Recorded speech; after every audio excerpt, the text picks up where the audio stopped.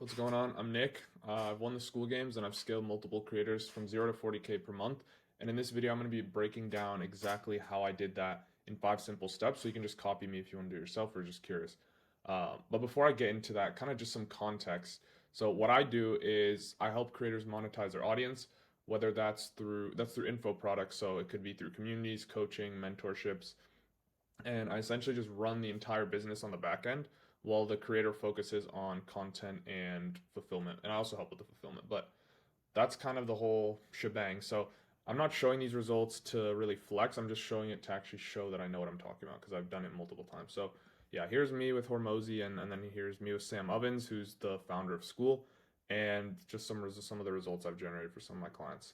So I'll kind of get into how I actually did that. And if you want my help or you just have any questions, you can just DM me on IG at Nicholas Wiltovsky. I'm gonna just link that below as well. All right, so let's break this down. So starting with step one, and you'd really, I'll get to this in a bit, but step three and five are like probably the most important. But yeah, so first off, you got to start with your market research and finding who you're selling to, right? Because if you don't know who you're selling to, you're just guessing if they actually want your thing. You don't know. You want people who already, there's an existing desire in the market and you're just filling that gap. You don't want to like create it from scratch essentially, because there's always a desire in a certain market where it's not being fulfilled and you can tap into that. And that should be your audience. Obviously, if you have some sort of transformation or you're an expert in your field, then it would be that. And so with your market research, you really want to find their pains. You want to find like a specific person, like an avatar. So let's say John, he's 35, he works a 9 to 5, he hates it, he feel like he's trapped, living in a loop every day, and there's a lot of pressure from his boss, blah blah blah. And so you want to really just like create one single avatar that you can target, and it's just going to make it so much easier throughout the rest of the process when I break some other things down. Um, it's going to make the whole thing easier because if you skip this, you're fucked. Basically, that's the spark notes of that. So yeah, so first off, how do you do market research? There is two ways. You can get on calls with people, which I wouldn't recommend because you can only do so many calls, obviously, and it doesn't really work at scale to get like mass data from your audience. uh, but it's, I would say it's better to do a type form. So if you have an Instagram, you can just put one on your story. If you have a YouTube channel, you can just put one on like a link in your description. And you want to get reward people for doing this market research. So you want to tease something that you're working on something, and I need your help. People like to actually help. Um, Believe it or not, because it makes them feel needed and special. So you can kind of say like, I need your help, I'm building something, and then that can kind of start to slowly build some hype.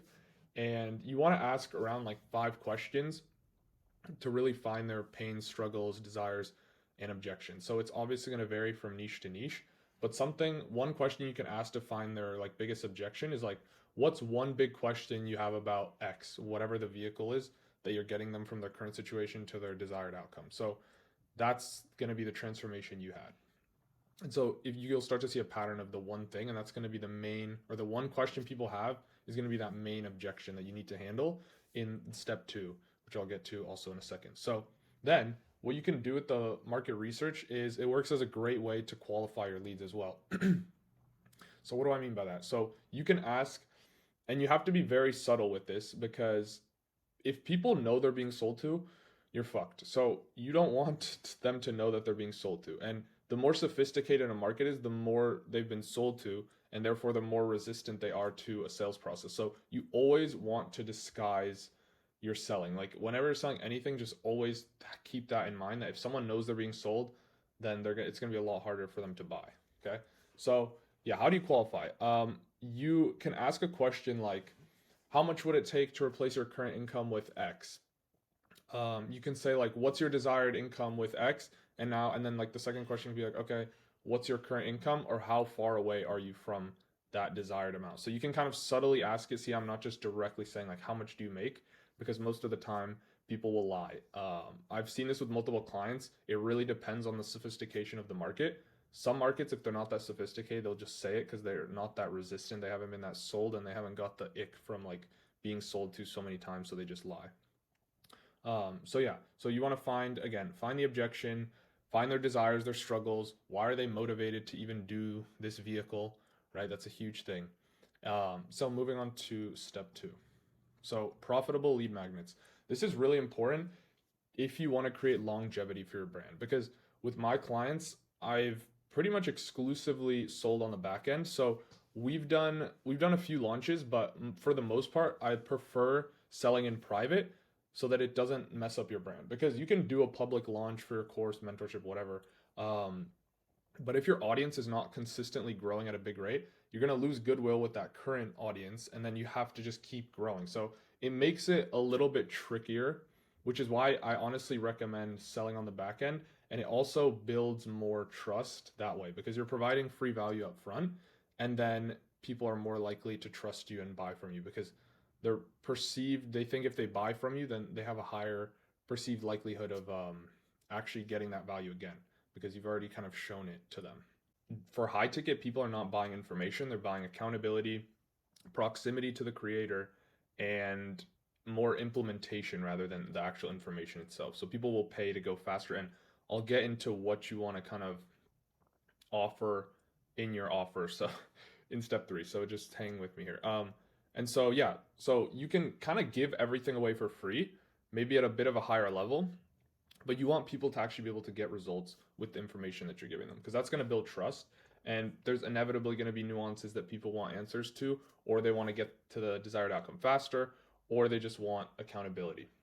So you can kind of give it all away, or what you can also do is you can give away, like, let's say the complete first step. So let's say it's like some sort of outreach script for if you're running like an agency or something. You can give away a full outreach script that will actually help these potential leads get results, but then they're going to need you to actually run the agency. So they're going to need help on that second step. And since you already got them results, they're more likely to trust you and be willing to buy from you. And obviously, you don't want to make it seem like, hey, I'm just going to give this to you for free and then I'm going to sell you on the next thing. So you want to be more subtle about it, but keep that framework in mind, as you can give like 100% away for that certain part so that they know they're going to need you later and they're willing to pay you for that because they trust you and you've gotten the results. So let's go on to crafting your offer. Okay, so this is super, super important. And I see a lot of creators mess this up because they go at it too logically. So, first off, less is more. You want less features. Let's say I would honestly list like 3 to 5 features, because it's really, the more you add to it, the less each feature means. And you also want to add the benefits of the feature. So let's say you say, hey, I'm doing 2 group calls per week, and that's all you say. That's the worst thing you could probably fucking say. You want to say, hey, I'm doing 2 group calls per week, so that you never get stuck and I can help you out. Like, that's probably not the best thing to say, but kind of what the outcome is of that. What's the benefit of that? So you never get stuck and have to figure things out alone. I'm doing 2 weekly group calls, so you never have to get stuck and figure things out alone, and you have support like whenever you need it. Something like that. Obviously, make it sound better, but that's kind of how you want to go about it. And yeah, so now sell the vacation and not the flight. When you're crafting your offer, you want to really, again, this is more like the whole offer itself. You're solving a problem, so you don't want to sell the like flight of getting there. You just want to sell what it's going to get those people. So reduce the risk by having case studies, increase the perceived likelihood of achievement.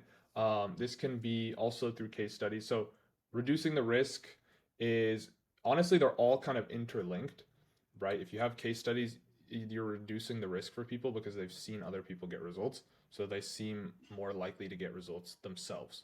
And then a time delay. If you are able to shorten that time delay, people pay money to get to places faster. So where can you do like a done for you, or give them some copy and paste scripts, or um, do something with them, make it for them, give them some software or some tools to do something faster. Anything you can do to do that. And again, this ties into effort and sacrifice. When you give them these tools and things to speed up the process, you're reducing their effort and sacrifice, and people are obviously lazy. And then your vehicle, the way you're actually going to get people to the dream outcome, is very important. So again, you want to sell the outcome, not the vehicle, or not the plane flight, because people are going to have to put in work regardless. And you don't want to be like, yeah, guys, you guys are going to have to work and blah blah blah. You want to be like, yeah, and this, if you put in the work, you're going to get all of this dream outcome, right? And just as a basic thing, but obviously you have to solve a problem. Like, if you're not solving anything, people aren't going to buy it, which is why the market research is so important, because you don't want to just be guessing oh, what do these people need? You want to find a clear problem that you solve for yourself, and now you're the expert and you can help other people solve it. So, and also another thing, focus on one of the big three, right? So when you're crafting your offer, it might intertwine with different things. So the three best niches for making money, or not as a creator, is health, wealth, and relationships. So whatever your transformation be, it could overlap with one of these, or they could intertwine somehow. But you just want to promote one. Like you want to pick one, and then maybe on the back end, like if you're on a sales call, or if you have a sales guy and he's on a sales call with someone, like you can kind of have the second, I guess, like core desire. But I would stick to one when you're like, you have to just pick one and sell that on the front end. Don't try to sell two things. Just be focused and sell one. Okay, now going on to number 4, the sales process. Okay, so this is also very, very important. How, like I mentioned at the beginning, your sales process has to be very flowy and natural to where people don't seem like they're getting sold. That's literally if they know they're being sold, especially with the sophisticated market. And typically, the older people are, the more they've been sold, and the more they're kind of on edge and on guard, and will be like more hesitant to the sales process. So, first off, you want to ask for permission to sell. Now, I'll just give an example of something like in the DMs on Instagram. We've sold a lot through the Instagram DMs of creators. And when, let's say, they ask for lead magnet and the creator messages them, and then you have like a VSL, video sales letter, that you want to share with them. First, you want to ask them if they want that. You don't ask them if they want a video sales letter, but you ask them if they want something to give them a little bit more help or push them in the right direction. And you kind of want to ask them because it's it's like consent. You have to you have to ask, like, in a way, um, to be able to sell, and then people won't get so off put. It's a little bit more friction, but then people will actually buy. And then another thing I like is the anti VSL. So what is this? This is basically a reverse sales letter in a way. So in the DMs, we have something that we give to people. We call it a private invite. We say, hey, what do we say? We say, hey, do you want something to push you in the right direction? Please don't share this around. And then it's a private invite. So it's called a private invite. It's a video. And then this video is a very, very low quality video. Like, you've probably seen some video sales letters where they have all this editing and like professional setup and all that. This is like the exact opposite on purpose to seem very off the cuff, and like they just kind of made it on the spot, because this is going to make the prospect feel like he literally just recorded it for them, right? And they're going to feel special, and they're going to feel they're going to trust you more. So you can kind of do like a Google Doc and break down the video sales letter. And I'm going to do a future video on actually all of these steps, and I'm going to link these below, or on the top right, so you can see the videos. And I'm going to break down each step really in depth. But yeah, so you want to build rapport, and that's really, really, really important. You want to have a conversation, and this is kind of what I'm talking about, like selling in the DMs. You want to have a conversation with people through the creator and really build trust. Like, what are you struggling with? What do you want? Like, things like that, and just have a genuine conversation. And again, at the end of the day, make people feel special. Like, make them feel special and make them feel like they're not being sold to, and you'll get the sale. And obviously, you have to build trust within this process. So, number 5, the product. So, if you do this correctly, you can scale to 40K per month in 30 days.